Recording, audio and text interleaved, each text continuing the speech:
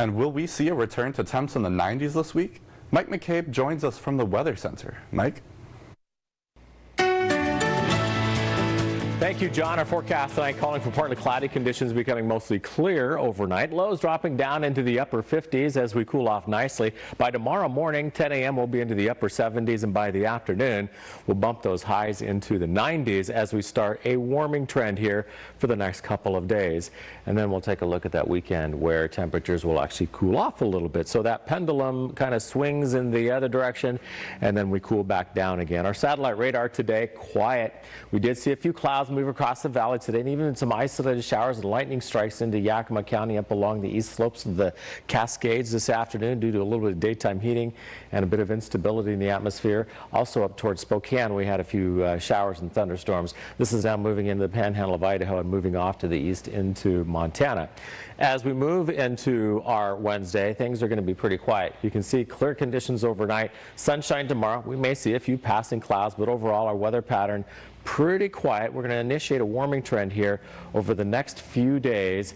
We do have a few little weak waves off the coast and to the north of us. That may be enough to clip us to increase the winds for us on Thursday and Friday into the breezy category, especially for the Ellensburg area. So that will elevate the fire concern a little bit, given the fact that we're going to warm into the 90s.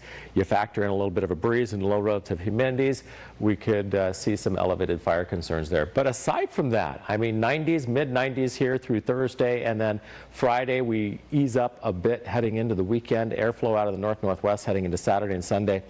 Temperatures will back off into the upper 80s. Not terribly hot for late July. Typically, we can be much hotter. So we'll take that, no question. Travel-wise, tomorrow, forecast high for Seattle, 83, 89 for Portland, Spokane at 88 degrees. Lows overnight tonight, cooling off nicely in the mid to upper 50s, so enjoy that.